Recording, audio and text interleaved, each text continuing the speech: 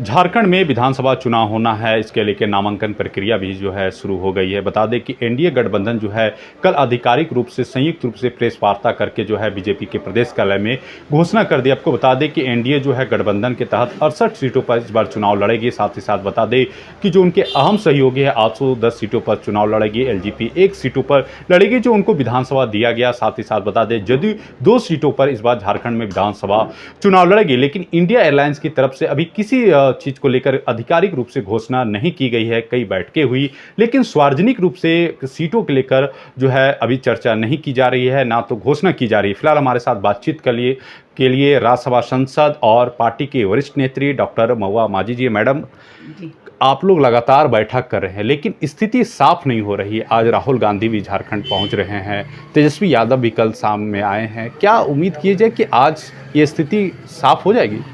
देखिए, आपको लग रहा है कि स्थिति स्पष्ट नहीं है, लेकिन आपस में जब बातचीत कई राउंड में हो ही चुकी है, आपको पता होगा कई बार माननीय हेमंत सोरेन जी की मुलाकात राहुल जी से और तमाम लोगों से हुई है, तो आपस में तय हो गया होगा। लेकिन सार्वजनिक रूप से पब्लिक के सामने अनाउंसमेंट नहीं हो पाया है, क्योंकि भाजपा क्या करेगी नहीं करेगी इस पर भी नज़र रखने की ज़रूरत है ना, कि कैंडिडेट की घोषणा तभी होती है जब अपोजिशन वाले की चाल को लोग देखते हैं। तो इसी कारण से हो सकता है कि थोड़ा सा आगे पीछे हो रहा है, लेकिन चूँकि नॉमिनेशन का डेट है 25 को लास्ट डेट है, तो निश्चित रूप से मुझे लगता है 1-2 दिन में घोषणा हो जाएगी। मैडम, आप लोकसभा चुनाव आपको याद होगा, आप ही के पार्टी लगातार आरोप लगा रहे थे कि हम लोग सीटें झारखंड में इसलिए कम लाएं कि हमने की घोषणा जो है सीटों को लेकर जो है देर से हुई, और जो देर से हुई उसके बाद विरोध भी शुरू हो गया। क्योंकि विरोध जाहिर सी बात है कि लोग अपने अपने विरोध करते हैं सीटों के लेकर, जो है अपने जो नेता उनके नहीं उतरते उसको लेकर भी होते हैं। तो क्या इस तरह की स्थिति बन सकती है आने वाले समय में?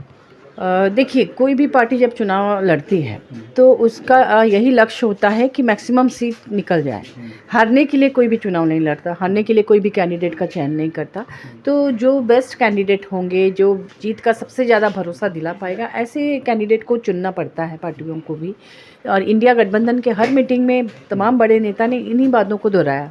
तो इसलिए इसमें थोड़ी माथापच्ची करनी पड़ती है। कई बार कुछ कार्यकर्ताओं की महत्वाकांक्षा होती है, लेकिन पार्टी को लगता है कि नहीं, ये चुनाव नहीं जीत पाएंगे, तो उनके बीच थोड़ा सा होता है मान मुनम्मल, ये होना स्वाभाविक है, हर कोई चाहता है। तो पार्टी ऐसे कैंडिडेट को ढूंढती है जो जीत सके, समीकरण बैठे।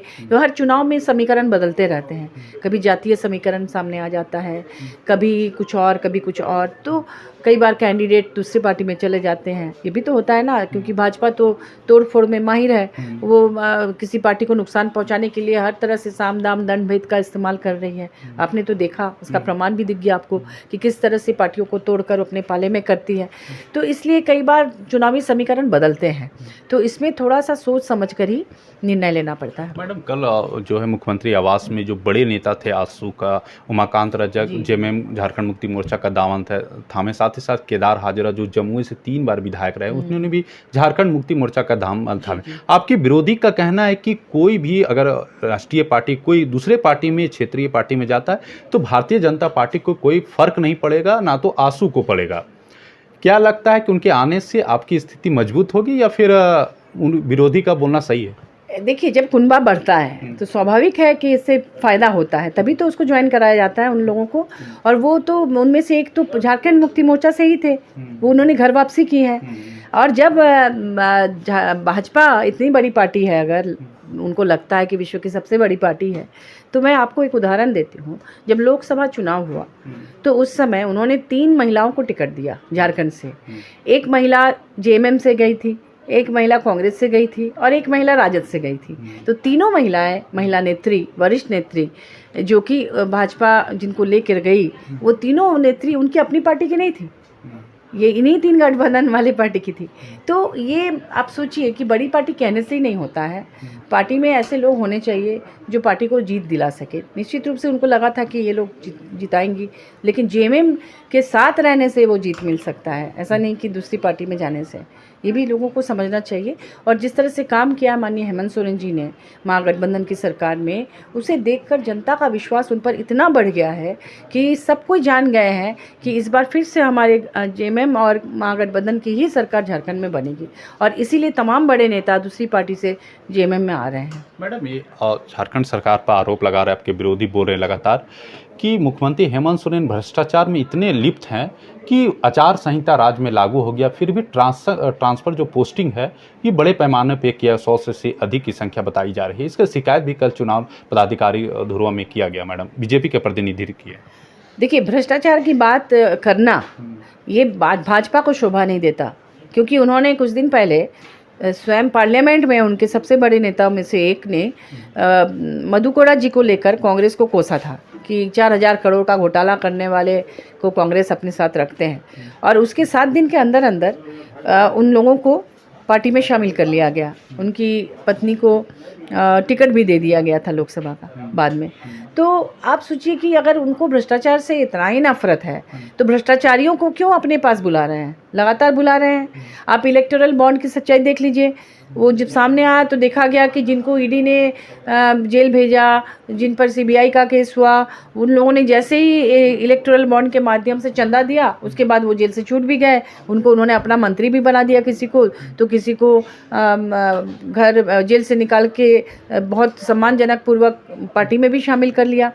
तो भ्रष्टाचार का बात जो करते हैं ना, वो सिर्फ दिखावा है। भ्रष्टाचार खुद भाजपा कर रही है, और अगर माननीय हेमंत सोरेन जी भ्रष्टाचारी होते तो उनको सुप्रीम कोर्ट से ये नहीं कहा जाता कि ईडी के पास उनके खिलाफ कोई सबूत नहीं था। बिना सबूत के एक निर्दोष व्यक्ति को 5 महीने तक जेल के अंदर रखना कितना बड़ा अन्याय है। तो और इस तरह का अन्याय लगातार भाजपा कर रही है। मैडम, एक और थोड़ा हट का सवाल है, मैं चाहूँगा इसका जवाब आप दे सकते हैं, नहीं भी दे सकते हैं। चर्चा है राजनीतिक गलियारों में, विरोधी भी आपका लगातार कर रहे हैं कि रांची विधानसभा सीट से जो है आपकी जो है चुनाव लड़ेंगे। इसको आप किस रूप में देख रहे हैं कि ये सिर्फ खबरें में सिर्फ चल रहा है? पिछले चुनाव में मैं यहाँ राजधानी से लड़ी थी जेएमएम के टिकट से, और मुझे बहुत अच्छे वोट्स आए थे। मात्र 5,000 कुछ वोटों से मैं पीछे थी, सेकंड में थी, जबकि ये भाजपा का बहुत ही सुरक्षित सीट था। यहाँ डबल इंजन की सरकार थी। यहाँ पर जिनके खिलाफ मैं लड़ रही थी वो लगभग 30 साल से अभी हैं यहाँ पर विधायक और मंत्री थे, नगर विकास मंत्री थे, उनके खिलाफ मुझे लड़ाया गया था। तो इसके बावजूद मुझे चूँकि इतना अच्छा वोट आया, तो कई लोग ऐसा मान रहे हैं कि शायद मुझे ही टिकट मिलेगा। तो ये तो पार्टी पर है, पार्टी जिसको चाहेगी टिकट देगी। अगर पार्टी मुझसे कहेगी कि हाँ आप यहाँ से लड़िए, तो निश्चित रूप से मैं यहाँ लड़ूंगी। जी, हमारे साथ राज्यसभा सांसद डॉक्टर मांझी थे। इन्होंने साफ तौर पर कहा कि पार्टी अगर रांची में विधानसभा चुनाव लड़ने की मौका देते हैं तो बिल्कुल चुनाव लड़ेंगे और अपने विरोधियों को मात देंगे। अपने सहयोगी के साथ यशवंत कुमार, 99 न्यूज़, रांची।